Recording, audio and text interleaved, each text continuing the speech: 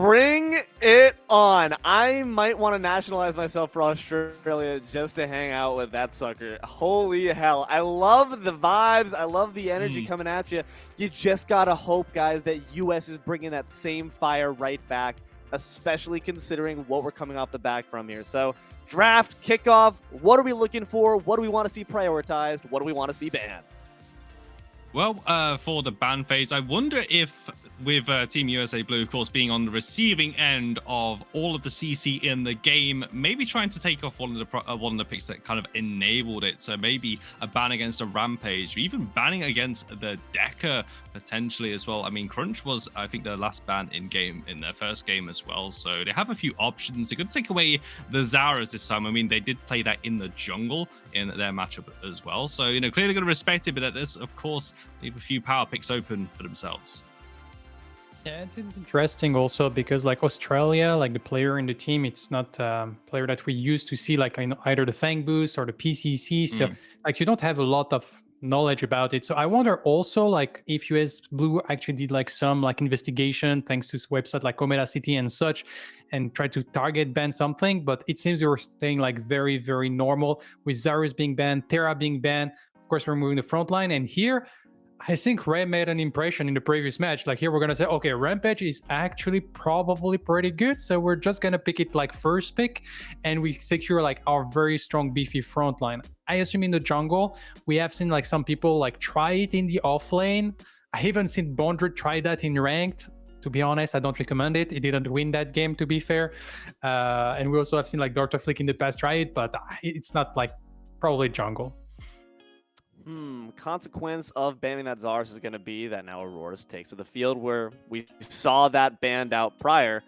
You're deciding that you don't want to let anyone else play with a toy that you had before. Classic kindergartner logic. Let's see if it works out for you. Like you said, though, Mugi, Rampage, US trying to learn from their mistakes. And I respect that. You know, sometimes you take a bad beat and you say, hey, we can take some lessons from that, capture that lightning in a bottle, and use it against our opponents. The question is, what comes next? The answer is Richter. I mean, we've seen that Richter go into the off lane as well. So I'm wondering, you know, Tekken Kid, of course, probably does not want to play that Richter in the off lane probably ever again. To be honest, after what happened with Bondrewd, at least in the right-hand side. But I mean, you've got that flex potential. I mean, Aurora can flex off lane jungle. Richter can flex now, almost freeway flex, right? You know, off lane jungle and support here. For looking at how Team US wants to respond to this one, honestly, yeah. Triple stun, right? Dreadnova, Stasis Bolt locked in. Like that comp living rent-free in your head, but like, you know, if you can't beat it, join it. Yeah, it seems that I was hoping we don't get to see like that comp again. And the thing that is a little bit scary about that comp as well is that it's very easy to execute. Like it's not complicated. You just land a stun and then you just follow up order stun. Just call the first CC and everyone can follow up on it. Like, so we're gonna try to secure here with the gadget.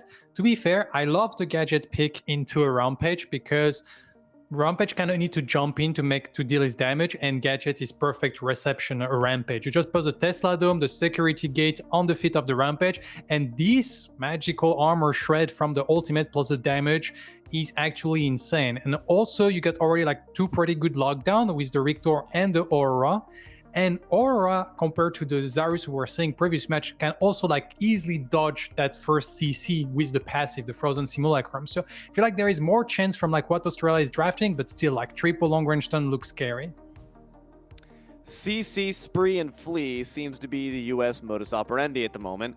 And you're right, Mugi. It requires communication. Not too much, but nonetheless, because of what we just seen, I've always been an advocate for staring into the mental games. And I think that sometimes players on tilt, if they are indeed running off that from that game one loss, they might not be quite as communicative in those comms. So you got to make sure that you shake it off. Be a goldfish. Forget everything that's happened to you. Focus on the present and look ahead. Looking ahead into the second ban phase, Sparrow is going to be prioritized and knocked off the list here from AU. Drongo for US. I was quite surprised to actually see the Sparrow be banned here, right? I mean, looking at the compositions and how they're starting to form, yes, the ADC seems to be one of the most impactful role to hit, right? So the Drongo ban makes sense. I mean, teams just seem to still favor the Drongo. He did take a few hits in the recent balance patch, but honestly, it feels like just going home and slip on a nice pair of comfy slippers when you play that Drongo. Murdoch as a ADC, probably one of the better ones still available here, I want to say, but you still have like the likes of that Grim, right? You still have Twin Blast available, Kira as well as a possibility, and I'm wondering here what USA Blue are going to do, and it looks like they will take the Kira. Yeah, and I think like the Murdoch is being picked because we have access to the Rictor that most likely going to be in the support role, and of course we know like that hook into trap is very, very deadly. Like when you play a Rictor support, you need to have a carry that can actually like threaten the enemy opposition, and Kira is a perfect answer to the Rictor as well. Like with this Shadow Glide, you can very, very dodge easily any hook attempt, or even if you get hooked, you can get out of harm's way quite fast. So like I guess here the idea is we're gonna be safe, and on top of that, you're playing that with a Decker support most likely that have a good pushing power that kind of counter like one of the big weaknesses that Kira has. And we're gonna round up the draft with a Quang. Once again, long range CC with like this Judgment of the Heaven, which like a very strong tether that can like help and also amplify a little bit that front line. So like kind of trying to just take what England has done to them and try to apply it to the enemy team in that match. Absolutely. They're taking the England composition, but they're adding a bit of flair to it. They're not just going to rob them of identity. They're going to try to add their own spin, which makes sense. We all know England doesn't season their food, so U.S. going to add a bit of paprika into it, get a bit of kick going there. Chimera is the final lock here for Australia. Means we've got them both down. What's the game plan of this AU comp? We know for all of U.S., it's about stun, murder, get out. What is AU looking for?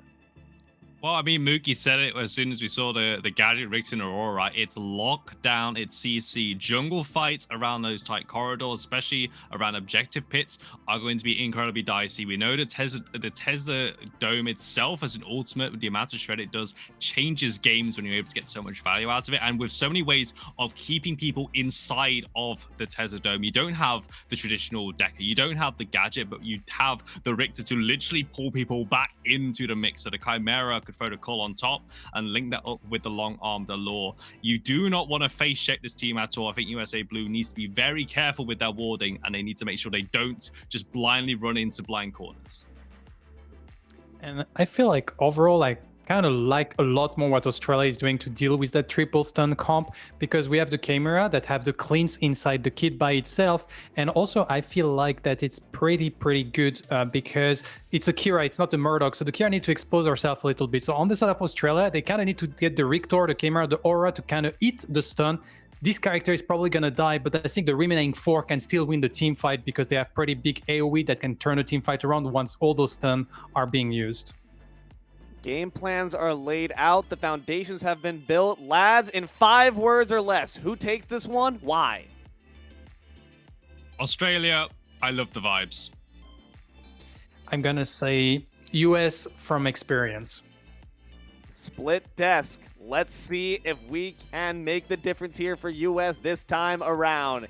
Game 2 coming at you in just a bit. HD, Philly B, Doc Shadow, take it away.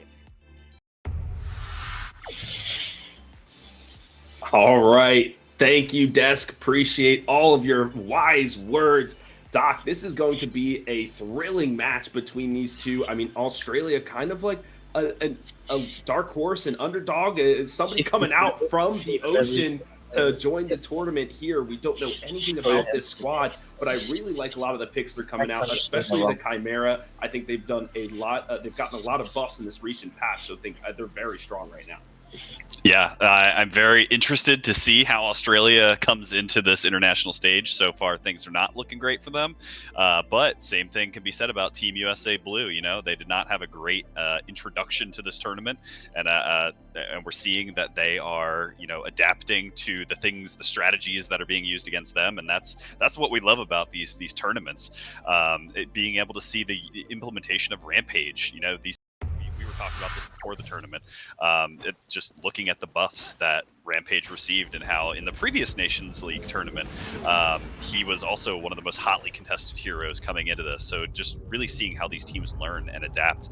I don't know how I feel about the Chimera, though, on the side of Australia. I think he's a very tunnel vision hero who really focuses on just like objectives or jumping on a single target. And I am not optimistic that they have that damage, at least in the first 15 minutes of the game, to really capitalize on jumping on top of a single target, especially paired up against a Decker, an Argus, and a Rampage. And a Quang. So lockdown, definitely the name of the game for US. I mean, this might be the stun tournament if we're going to coin that term now here, Doc. It's just going to be all about how you chain link those stuns. But something I'm seeing from Australia is, do you think that their objective take, being able to capture the Fangtooths, the Primes, etc., do you think that is kind of leaning in their favor?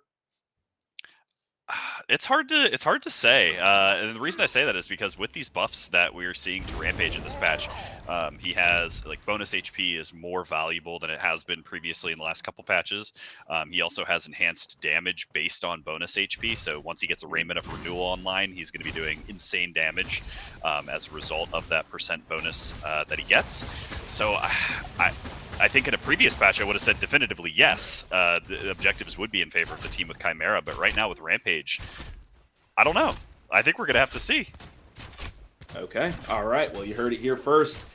We do have a sub coming in here for the side of the Team USA. So it's Big Opes, who is now in the carry position as Mama Joe gets hooked in early with that nice undertow skin with a Decker Ball in response, though. Just some early trading and exchange of fisticuffs here in the duo lane. It's going to be spicy through the entire match, I'm feeling.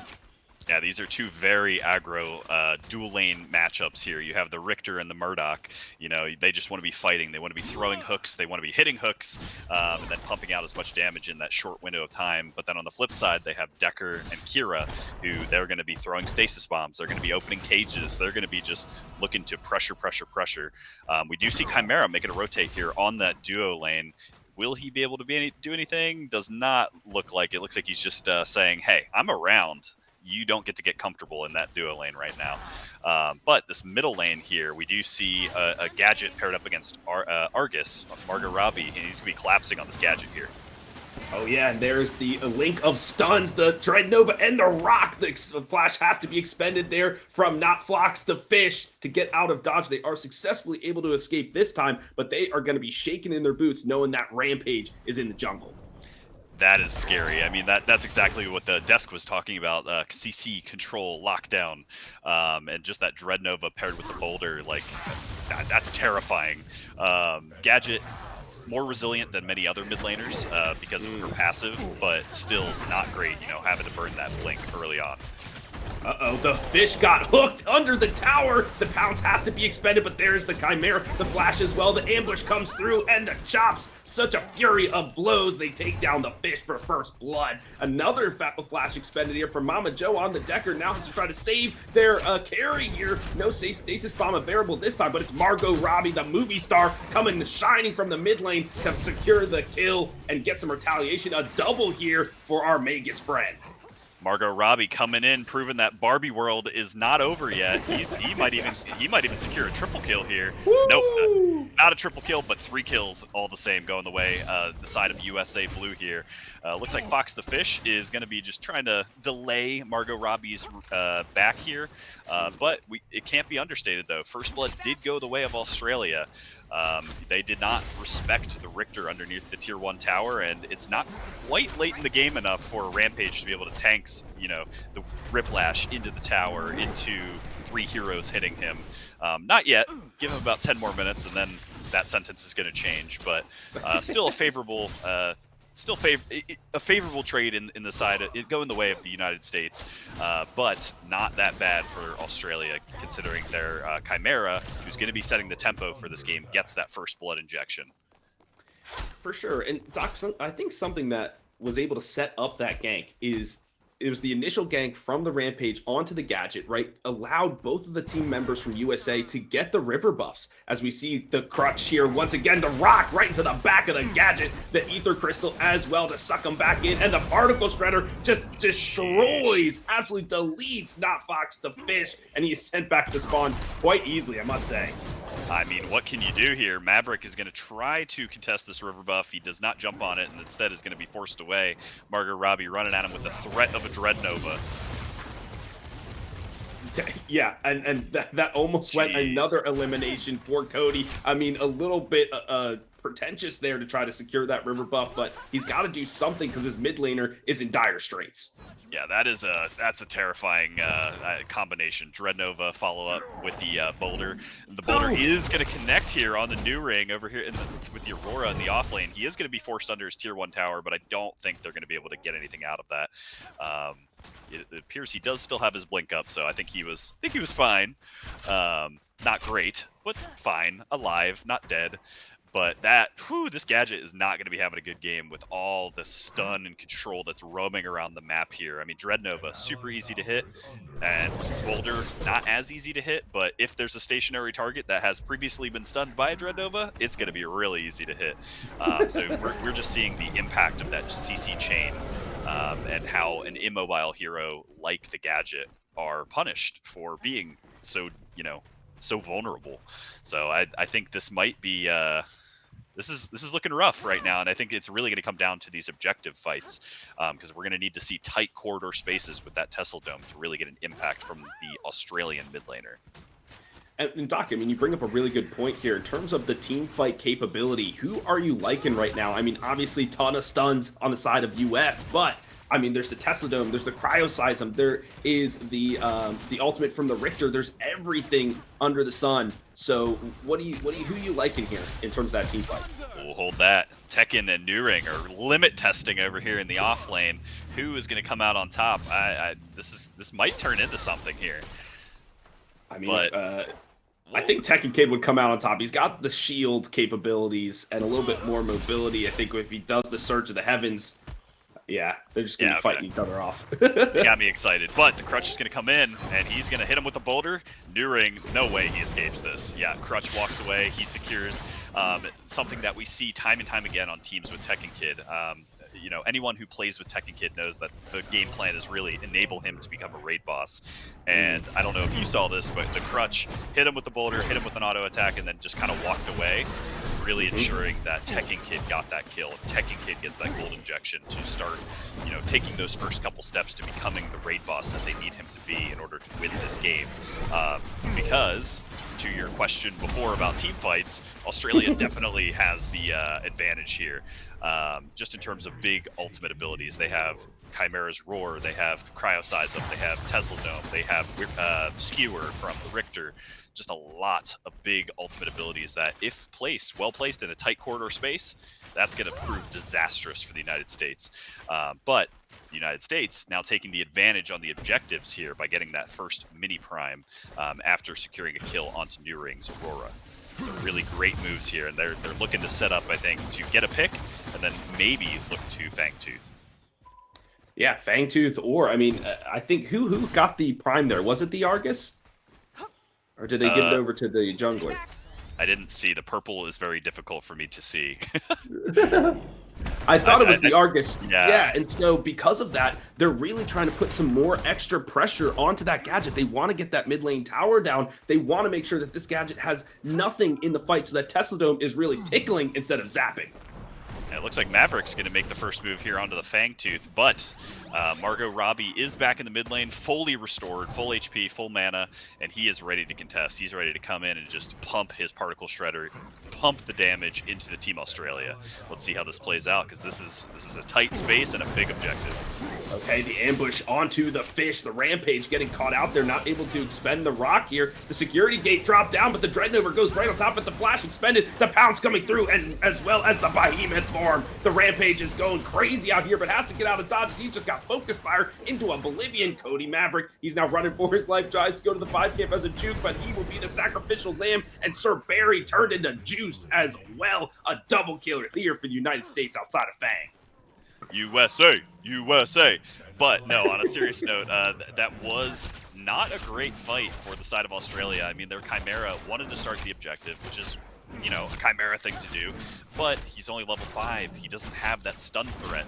I think if he's level 6, that fight goes entirely different in the favor of Australia. In that tight corridor space, I think he easily had a chance to stun at least 3 heroes with one single ability, but unfortunately, that was not the case. The United States did a fantastic job there with the Rampage, getting it on the front line, creating a space for Margot Robbie to just particle shred the crap out of Australia. He probably did 2k damage just in that fight alone. And then Big Opes coming in with the Kira for the cleanup. So fantastic front-to-back play for the side of the United States there in that tight space. And that's, you know, the thing I love about Rampage. You know me, Doc. I like to play those initiator kind of tanky boys as we see Cody Maverick jumping in, but it may be too late. There's the roar and the long arm of the law to try to lock down the Tekken Kid. The flash chase expended here from Cody. Can he get one final ambush? He tower dives and secures it onto Tekken. That's a huge boost of gold here, but at what cost? Oh, but Margot Robbie looking for a cleanup here. He does miss the Dread Nova, and as a result, Maverick should be able to just walk away here. But had that Dread Nova connected, that would have 100% punished Maverick for that tower dive, but absolutely necessary. Getting the shutdown onto Tekken Kids. Quang. Meanwhile, on the duo lane side, this feisty 2v2, Barry is going to get crushed to a pulp again, and AKC is going to try to 1v2 here, and actually does a pretty good job, though he does have to force his blink to get out. But he did a pretty good job there, juking and jiving and pumping a little bit of damage. Something, you know, not the worst turn of events, considering the Australian carry does not go down there. And if you're a support player, you're happy with that. I mean, I agree, but Doc, I'm liking the lane of the Kira and the Decker way better than the Murdoch Richter, because Richter, when he goes in for the Whiplash, like, you're an easy target for the stun ball. You can get caged and then immediately taken down. Even if you try to run away, the Purify, the Dusk from the side of the Kira can just blow you up here. So Margot Robbie attempting to maybe go for a gank, just letting his team know he is around. A nice downtown stasis bomb to work the approach there. Maverick goes for the ambush, but an easy Dread Nova onto the diving Chimera, and Margot Robbie doesn't even care that guy's getting in his face. Oh, Maverick still jumping on Margot Robbie, but AKC doesn't care. AKC and Big Opes are going to kind of 2v2, but really 1v1, and Big Opes ultimately gets AKC there. But as a result of that forward push to get him, he is going to end up going down. Yeah, now it's just trades all over this lane. We knew this was going to be a bloodbath over here in the duo. Now the Behemoth form, nice body block, and the Rumble as well, the pounce. There it is to secure the kill onto the mid laner, who made a late rotation. Now 3 members of USA Blue surviving here. They might be looking to push this tower all the way home. We do see Margot Robbie and Mama Joe resetting because they're both like pretty much empty on mana, but Crutch is fully healthy, and Crutch is going to look to, as you said, pressure that tower. When we look across the map here, there is a slight CS advantage, about 60 CS going the way of the United States here. Looks like most of that is in that duo lane and mid lane, but yeah, that fight, it started out not looking that bad, but Maverick, I think, had the right idea, jumping on the Argus, on Margot Robbie's Argus, who was kind of, you know, separated from the rest of his team, but unfortunately he did not have enough damage or follow-up to really capitalize on that positioning, and ultimately Margot Robbie did not die and was involved in 4 KP there, so that's a huge gold injection going the way of the United States, heading into this 13, 14-minute time period into this game. Just a very interesting trade there, but unfortunately, United States just limit tested a little bit better than Australia. And here it is, Margot Robbie rotating once more. The Dread Nova into the tether, has to expend the blink, is New Ring, but the Particle Shredder just does so much damage, and the passive Disintegrate deletes New Ring once more. He won't want that to be shown on stream as he goes back to the spawn room doors, but it is now not Fox the Fish who's coming in for support to try to stabilize this lane here, but it might all be for naught. Yeah, New Ring did end up ticking out behind the Tier 1 tower to the Megacosm on Margot Robbie there. He wanted to just get him low enough to allow that tick to just burn him down. So really actually very well played by Margot Robbie, understanding what he needed to do there in order to burn the kill after the blink without expending his own. So fantastic play there. And as a result of this pick on New Ring's Aurora, we are going to see them walking toward Mini Prime here, the second Mini Prime of the game. I'm curious to see who they put it on. Crutch. They put it on the Rampage. So now they have this kind of cross-map threat that they're going to look to pressure some tier 2s with, most likely, potentially after securing the second Fangtooth that's going to be spawning in about 20 to 30 seconds. And a good rotation here from the duo lane to try to take this tier 1 tower on that duo lane side, and they do get it, knowing that the whole team is on the opposite side doing that Mini Prime. There's nobody there to contest. Let's take this minor objective while we can. A little bit of an ejection of gold that they desperately need, and now it's Mama Joe looking to try to set up around the Fangtooth, play some wards, deward a little bit as well, and we're going to have a hot fight here as 5 members from Australia are grouping up, my friend. We're seeing 5 members from both teams grouping up. It looks like Australia is going to jump on the objective first, but Margot Robbie and Mama Joe are very close by, so this is a very risky play from Australia. All right, the Crutch does jump in, and now he's taking on the world by himself. He wants to go for the steal, and he gets it. The hunt comes through, even through the Tesla Dome, and this is turned on its head for the side of Australia's 2 members go down, and now it's AKC just running for his life, but the stun's way too strong. He didn't even get to play the game. My goodness, what a fight for USA.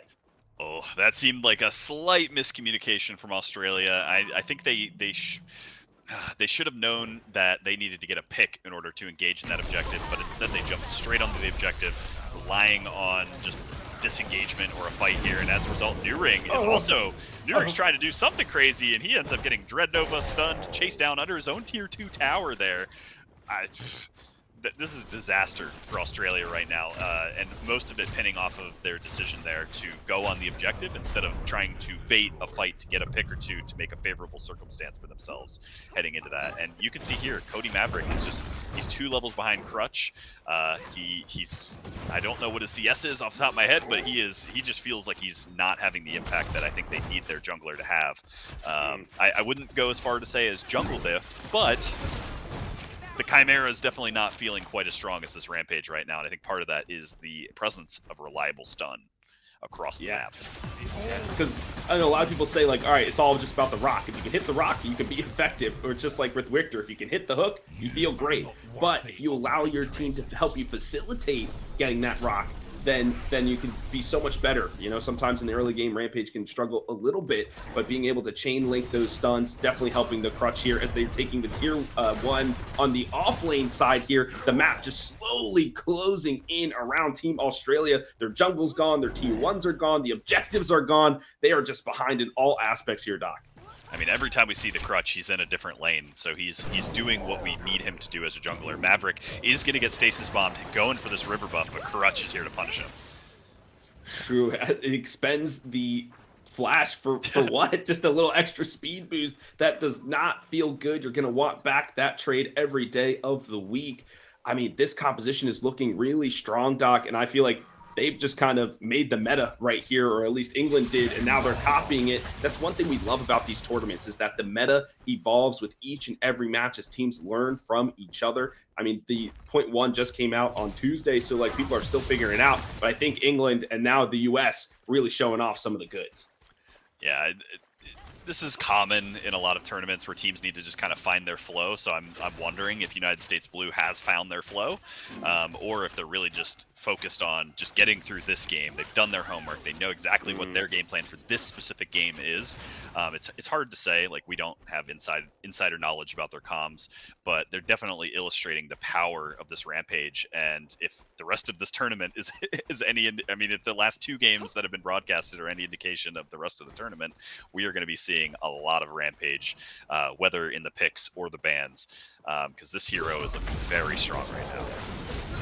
There is Tekken Kid now facing off against 2. A nice surge of the heavens, and the Fury as well. Absolutely eviscerated is the Chimera. Can't cleanse out of all of that. And the Richter has to run away with the tail between his legs. Not even going for a 2v1 gank comes out for the Aussies this time. Yikes. Yeah, this Aurora, I think, is not having the impact that they wanted. I think they wanted to do cryoseisms with Tesla domes, and we just haven't had a chance to see that combination kind of come to fruition.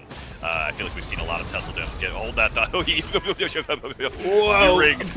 New Ring under his own inhibitor just gets vaporized, and then Sir Barry just gets particle shredded under his own inhibitor. Like, this is just a disaster right now for the side of Australia, but also a really great recognition of their strengths on the side of the United States here.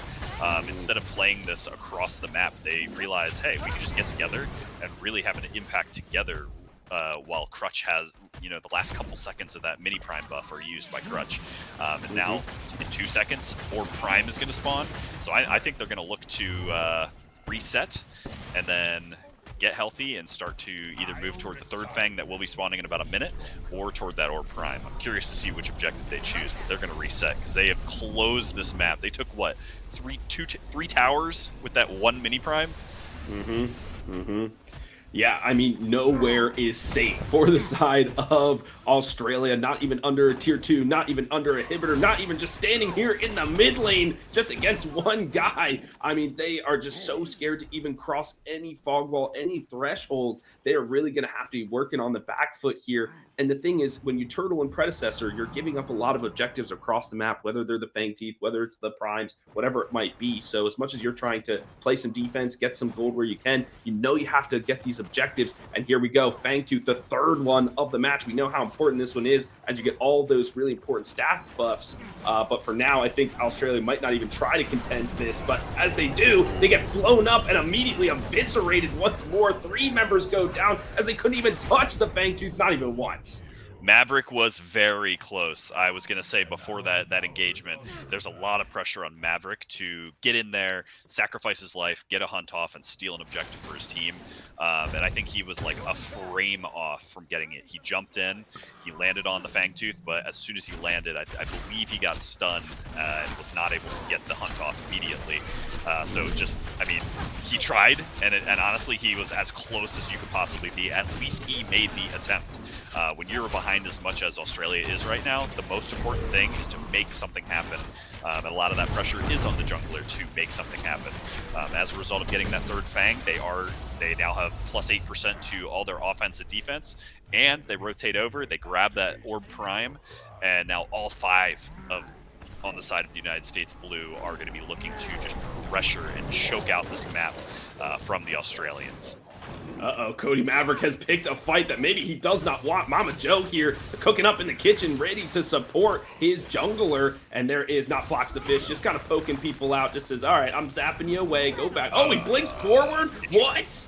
Oh my gosh, tries to security gate into the Tesla Dome, and there's a hook to skewer. This could be the turnaround. The long arm of the law finally takes down the clutch rather, and he is finally, that's like got to be his first death throughout this entire game, but the reinforcements have arrived. The Obsaptic Obliterator here from the side of the Argus does find Sir Barry. The support does go down. It's a 2-for-1 trade in favor of the US, actually. That was a 3-for-1 trade. Like, you guys killed Rampage, cool, but you lost your carry on the other side of the map to a 1v1 against Tekken Kid, and you lost 3 heroes in that tight river space just trying to kill a Rampage.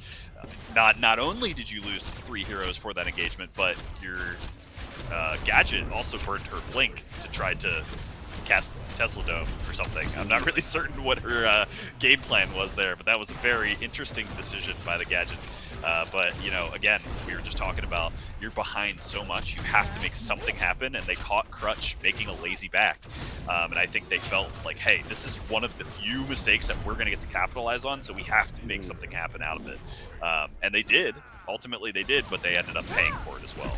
Yeah, they sacrificed it a lot. And, the great Mugiwawa once said, if you're going to play Gadget, you better hit every security gate. Otherwise, you're not doing what you need to do with the character. And that time, the security gate does whiff. But the security gate the Whiplash into the security gate could be a good combo. They just haven't been able to pull it off just yet.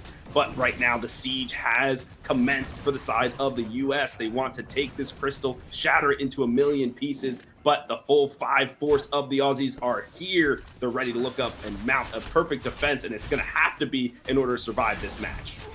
Margot Robbie already chipping them down about half HP. Big Oab stepping up, pumping damage here. Oh my god! A massive Dreadnought locks down 3 immediate to the tether to the Surge of the Heavens, knocks 3 up and slams 3 down. That's a full team wipe there for the side of the Aussies. They are gonna not feel good about that one. And there it is, an easy victory from the US. That's what they needed to get back on track. Wow, they made that look very easy. Margot Robbie 15-0 and 9. Mama Joe 2-0 and 25. Big Opes 11-2 and 8.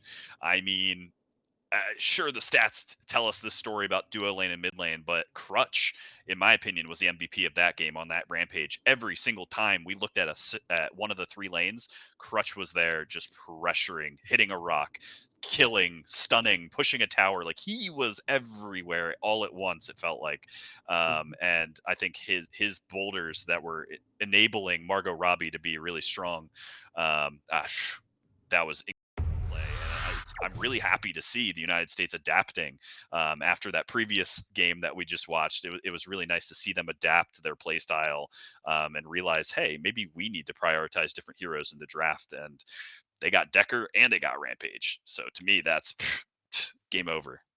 Yeah, ban the Decker is something we always say. Doc, the big thing that stuck out to me is 66 assists for Team USA Blue. I mean, we know that if you get an assist, you get a little bit of extra gold. And so that could just really catapult you to your next item timing, to your next power spike, whatever it is. And so the fact that there were just so many assists across the board, one, shows their team coordination, but 2, just how quickly they can get some of those items online. So like you said, Gotta be aware of that in the draft. Instead of banning the Sparrow like they did, maybe ban the Decker, the Argus, or somebody else with a stun. I mean, yeah, just incredible plays from the side of the US. They still have one more match to go today, but we still have a ton of more matches, both in Group A and B for you in our Nations League. As a reminder, the top 2 teams in each group will make it on to our finals bracket, which will be in September 14th and 15th. So this is just the group stages. We're trying to whittle down the competition to just the top most epic players in the league. So we will throw it back to the desk for a little post-game analysis and to introduce our next match. I'm HD Philly B and Dr. Shadow. We'll see you next time. Miss us too much. It's D-Lo. It's TJ DJ. It's Moogie Wawa. And it's a double homicide that we have witnessed on stream so far. Guys, hurt people. And Team US Blue had plenty of trauma from their game 1 to deal right back. We just witnessed the cycle of bullying play out across just 2 games of Predecessor. So who says video games aren't educational, you know? Maybe Australia should just stick to breakdancing. I don't know. Lads, our thoughts from that match and that interview. Well, I mean, the going back to Australia there for a moment, the vibes were immaculate, but the game definitely not. Unfortunately, it was absolutely trashy. But I know that they have got a lot of fans already from that interview. They've been an absolute blast to have us involved. To have the interview about USA Blue as well. It's like that was done obviously before the game against Team England. It said like, "Oh, we're looking forward to this match. Oh, my sweet summer child, if only you knew what you were in for." Yeah, and also like you were calling Crutch, calling against Core, so now we're gonna have like after like Germany Black against US Blue, so maybe that matchup is gonna happen. We don't know they're gonna select for Germany Black, but going like to that Australian game, to be honest, I like the draft. I think they had opportunities, but not a single time they actually like combined the Tesla Dome with another engage. And that was like a very important key to victory. They needed to kind of dodge those long range stuns so they can group up and get some things going together. Never managed to do that. The pressure was too strong from US Blue, and that meant just like Australia crumbled. Yeah, unfortunately, Team Australia, they won our hearts. Doesn't quite mean that it wins you the game. With that, unfortunately, their bracket run will end here, but US are looking to try to keep that pressure going. And what might decide it could be the fate on this almighty wheel. Which server will we see? Only one way to find out. Let's spin that wheel as we look